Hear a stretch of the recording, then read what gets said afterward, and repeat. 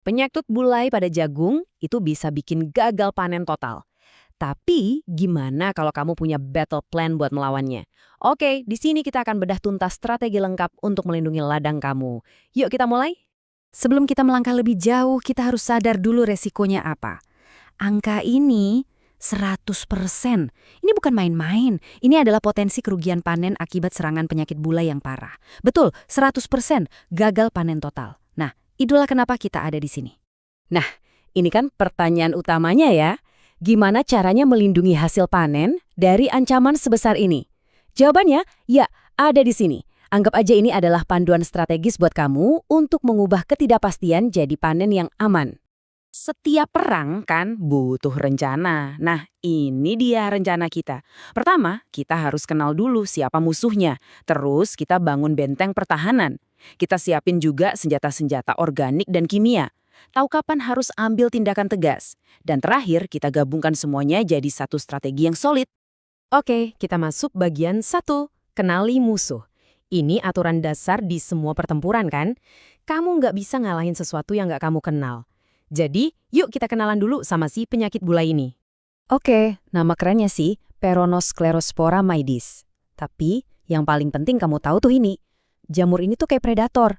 Incarannya, tanaman jagung yang masih muda, yang paling rentan, biasanya di umur 1-3 minggu. Disitulah dia menyerang. Pas lagi di ladang, coba deh perhatiin 3 tanda ini. Pertama, ada garis-garis kuning atau putih di daunnya. Itu alarm pertama. Terus coba balik daunnya. Kalau kamu lihat ada bubuk putih gitu, nah itu sporanya. Udah siap nyebar tuh. Terakhir, lihat tanamannya. Kerdil, kurus, nggak ada tongkolnya. Kalau udah lihat yang kayak gini, wah kita harus gerak cepat. Oke, kenal musuh itu penting. Tapi ini jauh lebih penting. Bagian kedua, pencegahan. Disinilah kita memenangkan perang, bahkan sebelum perangnya dimulai. Kalau ada satu hal yang harus banget nempel di kepala dari obrolan kita ini, ya ini dia. Sekali tanaman udah kena infeksi parah, bisa dibilang game over. Susah banget buat disembuhin.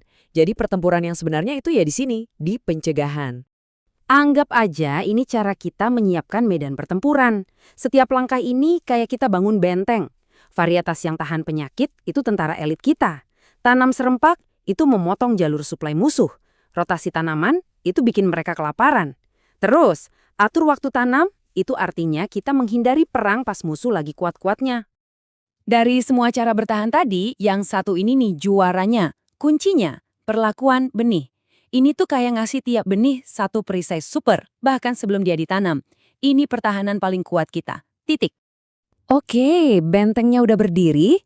Sekarang waktunya kita siapkan senjata.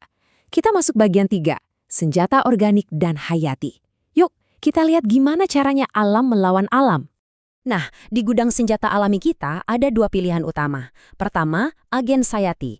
Bayangin aja, ini kayak kita merekrut pasukan mikroba baik buat melawan jamur jahat. Kedua, pestisida nabati. Ini senjata yang kita ekstrak langsung dari tanaman lain buat melindungi jagung kita. Yuk kenalan sama 2 prajurit terbaik kita. Di dalam tanah ada Trichoderma. Ini jamur baik yang tugasnya memang memburu dan menghancurkan jamur bulai. Terus ada bakteri PGPR. Dia kerjanya di akar, bikin sistem imun tanaman jadi super kuat. Jadi keduanya ini membangun pertahanan dari bawah ke atas. Oke, sekarang kita tambahkan kekuatan berat ke dalam strategi kita.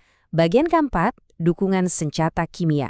Ini bukan berarti kita menggantikan yang alami ya, tapi kita menambahkan satu lapisan perlindungan lagi yang sudah terbukti ampuh. Kita balik lagi ke poin paling krusial, benih. Pakai fungisida kimia, kita bisa kasih perlindungan sistemik. Maksudnya gimana? Jadi, bahan aktif kayak metalaksil ini nggak cuma nempel di luar benih, tapi dia diserap sama tanaman pas tumbuh, jadi melindungi dari dalam. Wah, ini sih perlindungan level dewa.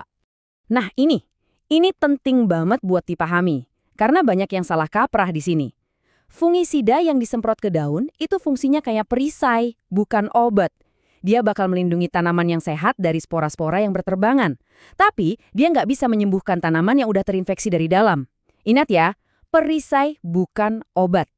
Kadang-kadang walaupun pertahanan kita udah paling top, musuh tetap aja bisa menerobos. Nah, kalau itu kejadian, nggak ada waktu buat ragu-ragu. Kita masuk bagian 5, eradikasi. Ini protokol darurat. Protokolnya simpel dan nggak bisa ditawar. Lihat gejalanya, langsung cabut, sekarang juga. Terus, musnahkan.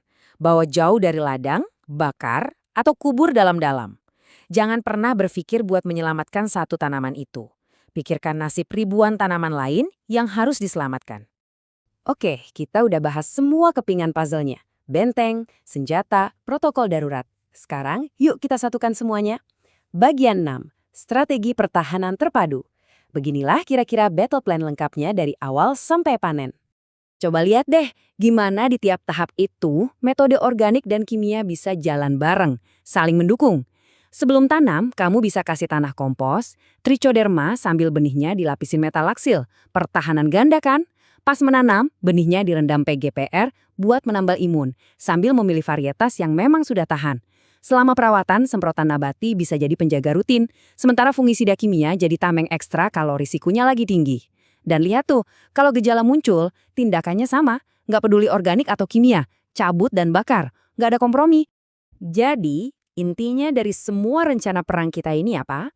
Mencegah itu jauh lebih gampang dan lebih murah daripada mengobati. Dan kalaupun terpaksa harus mengorbankan beberapa prajurit, maksudnya tanaman, untuk menyelamatkan satu batalion, ya lakukan. Cepat dan tegas. Rencana perangnya udah ada di tangan kamu sekarang. Jadi pertanyaannya balik lagi ke kamu. Coba lihat ladangmu, evaluasi lagi strategimu. Dari semua yang kita obrolin tadi, kira-kira lini pertahanan mana nih yang paling butuh kamu perkuat di musim tanam ini? Keputusannya ada di tanganmu.